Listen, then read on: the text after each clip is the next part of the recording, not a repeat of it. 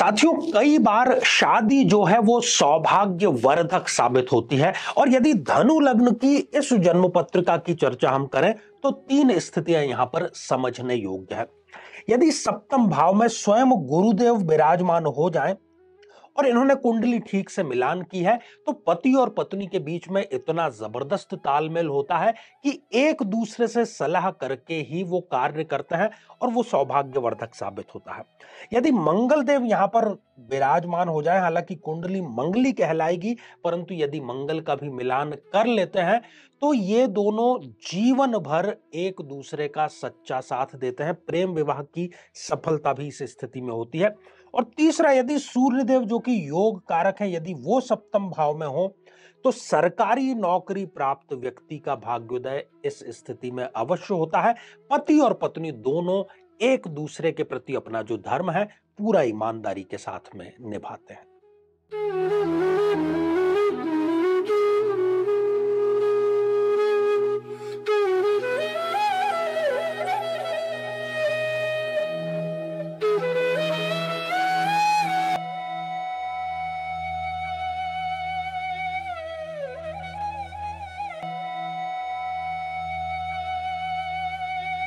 तो मेरे बहुत ही प्रिय और बेहद सम्मानित साथियों, हृदय की असीम गहराइयों से अभिनंदन, बहुत बहुत हार्दिक स्वागत। साथियों, इन दिनों हम प्रत्येक लग्न के बारे में चर्चा कर रहे हैं और ये जो चर्चा है अब धनु लग्न पर आ गई है।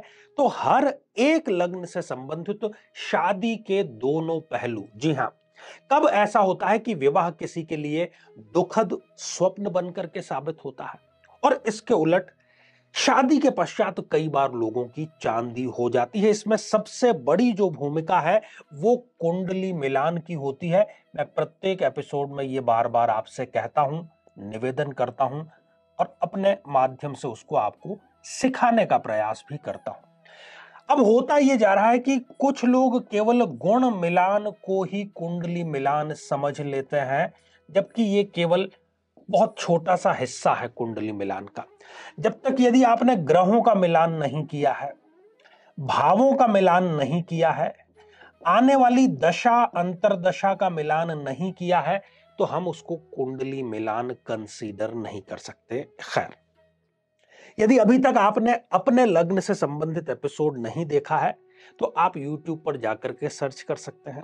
यहां आई बटन में हमने उसका लिंक प्रोवाइड किया है, वहां जाकर के आप कर सकते हैं। और किसी भी विषय पर, खासतौर पर दाम्पत्य जीवन, संतान, विवाह, आप अपना लग्न और जो हमारे चैनल का नाम है, मान लीजिए कि आपका मेष लग्न की जन्म पत्रिका है तो आप लिखिए मेष लग्न आचार्य चंद्रकांत, तो मेष लग्न के सारे जो प्लेलिस्ट है वो आ जाएगी और आप अपने काम का जो एपिसोड है वो जरूर देख सकते हैं।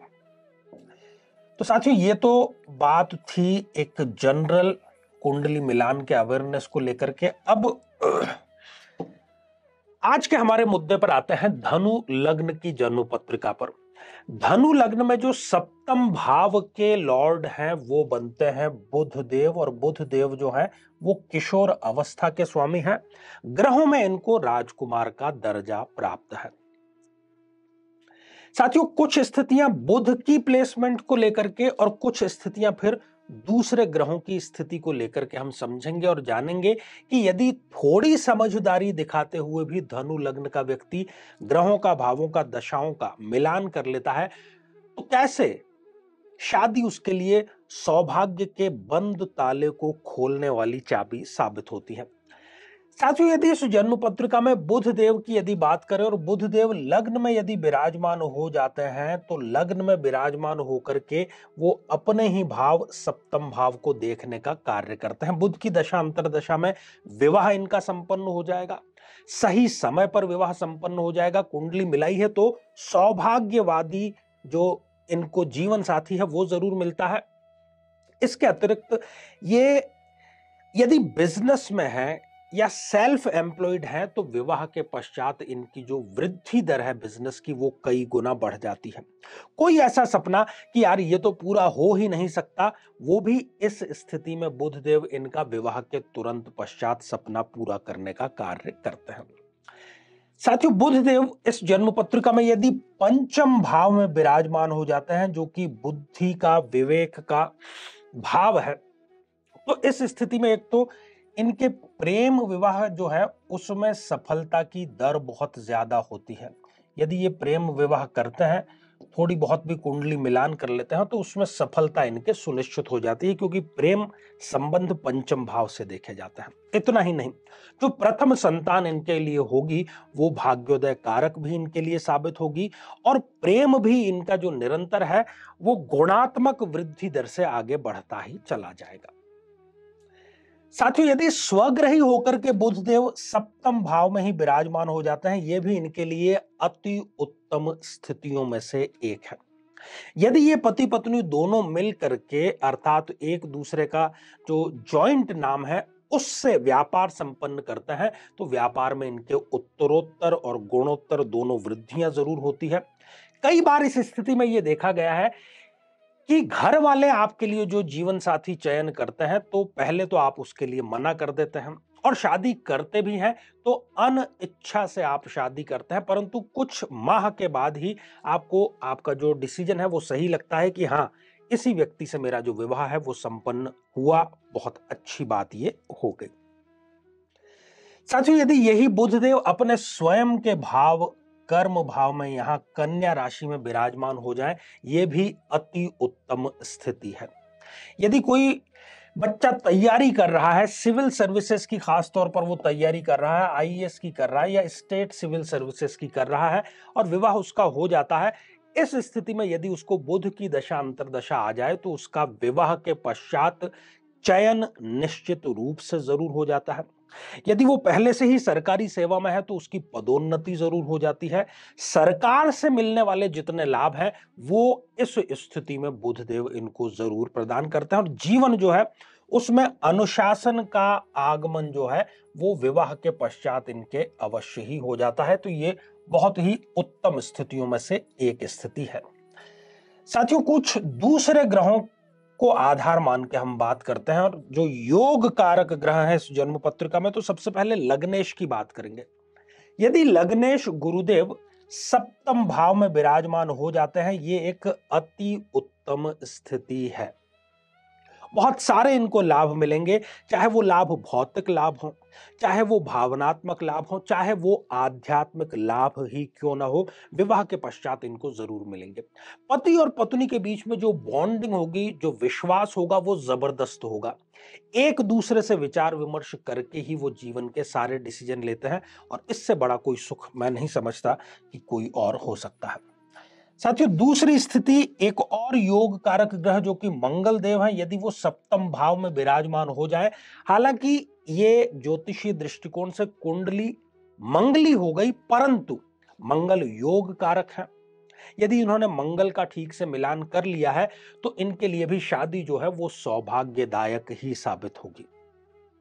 इनके जीवन में प्रेम संबंध सदैव महत्वपूर्ण रहेंगे। प्रेम संबंध और प्रेम संबंध का विवाह में परिणत होना इनके लिए एक प्रकार से सुखद एहसास लेकर के आएगा, और पति और पत्नी दोनों हर एक परिस्थिति में, चाहे सुख हो या दुख हो, एक दूसरे के साथ में कंधे से कंधा मिलाकर के जो है वो खड़े रहते हैं। साथियों, यदि सूर्य देव यहां पर विराजमान हो जाएं, जो कि सूर्य यहां पर एक योग कारक ग्रह है, पति और पत्नी अपने धर्म को बखूबी निभाते हैं। अपना धर्म क्या मायने है, जो आपका स्वभाव है, जो आपके रिश्ते की प्रकृति है उसका, यदि आप पत्नी की भूमिका में हैं तो पति के प्रति जो आपका धर्म बनता है वो पूरे समर्पण से निभाते हैं। यदि आप पति की भूमिका है तो पत्नी के प्रति जो आपके धर्म है वो आप पूरी ईमानदारी और शिद्दत के साथ में निभाते हैं, इस स्थिति के कारण।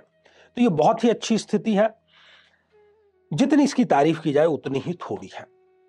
साथियों, श्रृंखला ये हमारी आगे भी जारी रहेगी। अपने लग्न से जो संबंधित एपिसोड है वो आप जरूर देखें, उसका तरीका भी मैंने आपको बतला दिया।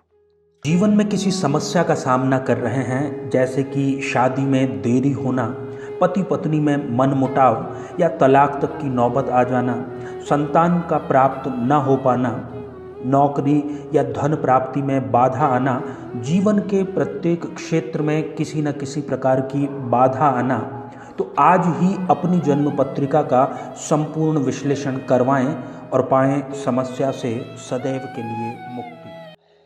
तो आइए साथियों, अब समय हो चला है आप लोगों के कमेंट्स को शामिल करने का। तो पहला ही जो कमेंट है ये प्रतिभा उपाध्याय जी ने लिख भेजा है और आप हमारे नियमित दर्शक हैं। प्रणाम गुरुजी, सादर चरण स्पर्श और कोटि कोटि वंदन। तो प्रतिभा जी, आशीर्वाद हृदय की असीम गहराइयों से। साथियों, अगला कमेंट विपिन कांबले जी ने लिख भेजा है कि फिर गुरुजी कौन सा रत्न पहनना चाहिए, प्लीज टेल मी। देखिए, विपिन जी के माध्यम से मैं सभी श्रोताओं को कहना चाहता हूं कि आपको केवल अपनी जन्म पत्रिका में जो योग कारक ग्रह हैं और उनकी प्लेसमेंट अच्छी है, केवल वही ग्रह का जो रत्न है वो आपको पहनना चाहिए। सभी के लिए लागू होती है। साथियों, अगला कमेंट प्रांजलि कांबले जी ने लिख भेजा है। नमस्ते गुरुजी, मुझे पूछना है कि अगर यही स्थिति नवमांश कुंडली में बन रही हो तो रिजल्ट सेम होगा क्या, प्लीज बताएं। प्रांजलि जी, बिल्कुल यही रिजल्ट रहेगा। तो साथियों, आज के लिए केवल इतना ही और इसी मंगल कामना के साथ में कि आप सभी सपरिवार स्वस्थ, समृद्ध और शांतिपूर्वक जीवन व्यतीत करें। नमस्कार।